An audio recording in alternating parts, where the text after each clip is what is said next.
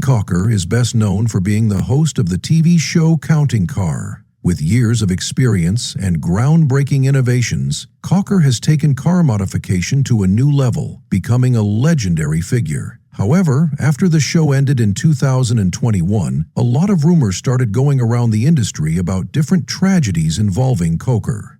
What were those rumors? We'll find out. Do you like Koker's car modifications? If so, please leave a comment below. Now let's look at these shocking facts. To get a sense of Koker's life, let's start with his life before he became famous. Koker was born on January 5, 1964, making him one of the youngest babies in Cleveland, Ohio. Before he became a reality star, singer, producer, celebrity mechanic, and owner of Count's Customs, he was just one of the newest babies in town. His name is Daniel Nicolo Koker, and he spent his childhood around old cars and other cars because his father worked as a mechanic. There were a lot of friends and family around him at Ford Motor Company. Kids are naturally interested in toys, and Koker loved learning how these life-size toys worked. This is normal. When his father saw that his son was interested in cars, he decided to give him a cruiser. That's when everything started. Koker started restoring and customizing cars. It was clear that Koker loved music, just like his father. It was also clear that Koker loved music, just like his father. He was a member of the Cathedral Quartet, a famous Southern gospel group, where he played the piano and sang as a baritone on the keyboard. He also worked with the Oak Ridge Boys, Franklin Mahalia Jackson, and the Foggy River Boys during his career. In addition to his music career, he was the leader of the Koker Family Band, also known as the Koker Family Singers. This group was made up of Koker, his mother, and his brother. Because Koker had brothers, it shouldn't be assumed that he followed in his father's footsteps and performed at the Carn Hall when he was only 11 years old. He continued to develop a deep appreciation for music. When Koker was in his teens, he went to Bally High School and learnt the basics of shop and automotive. However, he learnt most of what he knew by spending hours watching his father work on old cars and changing their engines. He also learnt from very skilled mechanics. Specialists in vehicles helped him take cars apart and learn about the different parts and what they did. It was during this time that young Koker learnt how these things worked and how to fix them after other people had given up on them. He said that the only real education he got was in high school, in basic shop and automotive classes. Other than that, he said, all you need to do to learn is get your hands dirty and take something apart. After learning how something works, you have to figure out how to put it back together. Because of this practical and hands-on way of learning, Koker would eventually stand out among the many other companies in the automotive industry. It all began as a hobby, but when he graduated from high school, there was no doubt about the path his life would take. In fact, he never really finished high school. After graduating, he went to the University of Nevada, and as he got older, his father decided to expand his business beyond the auto industry and bought Channel 33, a television network in Las Vegas. Some of the most popular shows on the channel at the time were comedies, dramas, and Christian religious shows. The station ran as an independent entry, especially for local content, and even showed movies like the scary B-series movie, Scary Saturday at the Movies. This all happened when the Kokers were in charge of the station. This movie made Koker famous because he played a big part in it, as Count Coolwriter. How did Koker get this part, and what successes did it bring to Koker? Let's look at how he became famous and the center of attention.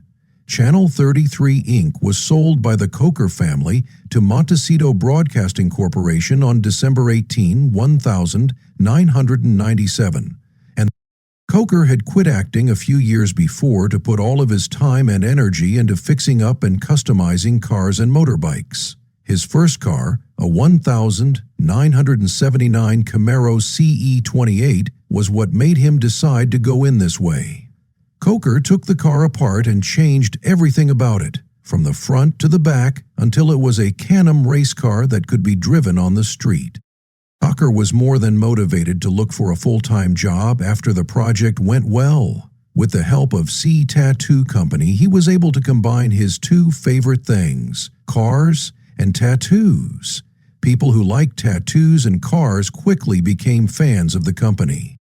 When Koker opened his shop, which he called Count's Customs, his dream of having a business that did nothing but fixing up and modifying cars became a reality very quickly. At this customs office in Nevada where Koker was first found, he started fixing up abandoned cars. When it first opened in the early 2000s, this new business quickly became well known in its field, just like his old one had. People who want quality should go to Count's Customs because it has become the place to be. There are some really great people who come to the business. As a member of Pound Stars, Rick Harrison was one of them. Harrison often called Koker to do reviews of old muscle cars.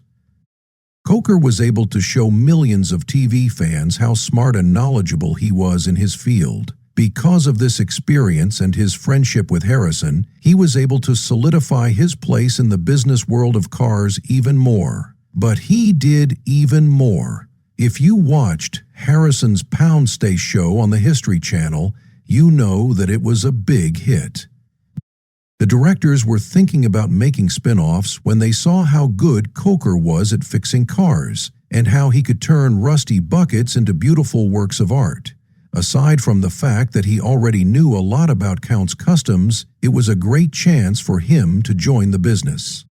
It was clear that they should hire him. Their company was called Koker, which is where the idea for counting cars came from. It is the third show that branched off from P-Stars. The scenes that were shown were shot in Las Vegas and happen every day at Koker's Customs. The world knows about his drive, the help he got from his father, his struggles over the years, and the great job he fought for.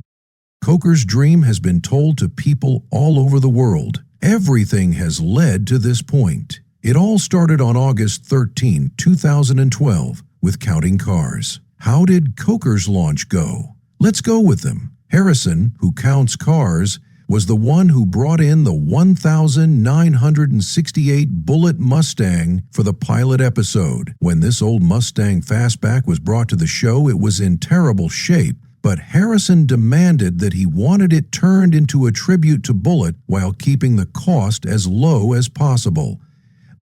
The work that Koker and his co-workers did on the car was amazing, and people were blown away by the finished result. The first season had 13 episodes, but when it ended, people wanted more, so Season 2 had twice as many episodes as Season 1. The show was renewed for a third season because it was so popular with viewers. During an exciting episode of the show, Koker and his team decided to count how many.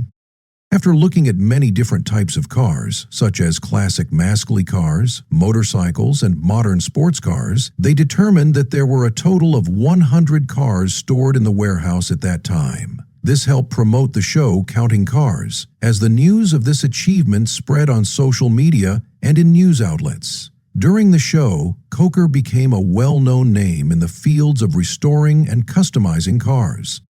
It wasn't a surprise that he was offered the job of producer within a few years of the show's first airing. Before Counting Cars, he had already built a strong reputation in the Las Vegas area, and now his fame has spread across the country. He was the tattoo artist who wore a bandana and shined his car, and he also had a beard. He was the ultimate authority on custom cars, and people went to him with questions about customizing cars and motorcycles. Famous people from Hollywood, like Alice Cooper, Tommy Lee D. Snyder, George Lynch, and Judas Priest, were looking for the best products, and so was Koker. Even though Ozzy Osbourne wanted a custom helicopter that was very hard to build, he turned to Koker. Because of his connections with the famous people, Koker was invited to parties, car shows, and even made extra appearances on TV. Car fans came from all over the world to visit Count's Customs, which quickly became a hit. As a result of his renovations, Rock Bar and Grill by Count became one of the most popular places in the city. This made a big difference in Koker's finances, and it was at that point that his entrepreneurial spirit began to grow again. As a result of his work, it became one of the most successful businesses he had ever owned. Koker had to deal with a lot of problems. A simple legal matter led to the revelation of a dark and scary secret he had been hiding for a long time. What is that mystery? Stay tuned to find out the answer. Harrison was in charge of bringing the 1968 Bullitt Mustang for the first episode. When it arrived, it was in terrible shape, but Harrison insisted that he wanted to make it a tribute to Bullitt by keeping the cost of. Despite the fact that the vehicle was in bad shape, Koker and his co-workers did an amazing job building it, and the final product was a work of art that caught everyone's attention. After the first season's 13 episodes, viewers asked for more, which is why the second season had twice as many episodes as the first. The show was then renewed for a third season.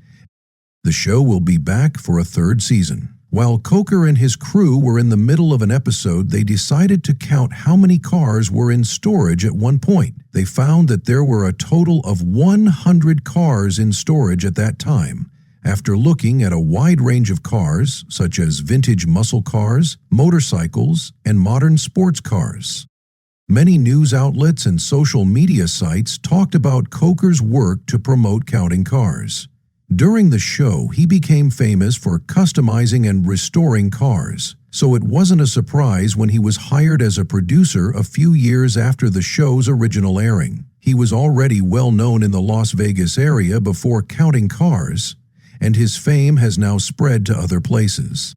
People all over the United States knew him as the tattoo artist who wore a handkerchief and kept his car shiny. He also got praise. Lucia Barba, on the other hand, was known as the most knowledgeable person in the field of custom vehicles. Many people, including famous actors like Alice Cooper, Tommy Lee D. Snyder, Judas Priest, went to her for answers to their questions and concerns about changing their cars and motorcycles.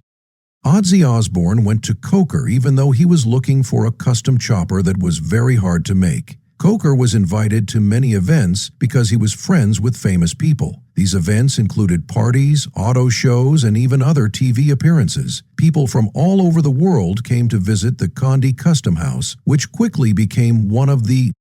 When everything was said and done, this made a big difference in Koker's finances. And it was at this point that his desire to be an entrepreneur really took off. The changes Condi made to the Rock Bar and Grill made it one of the most successful businesses he had ever owned. Count's Vompt is a Las Vegas restaurant known for its unique mix of Gothic style, biker culture, and rock music atmosphere.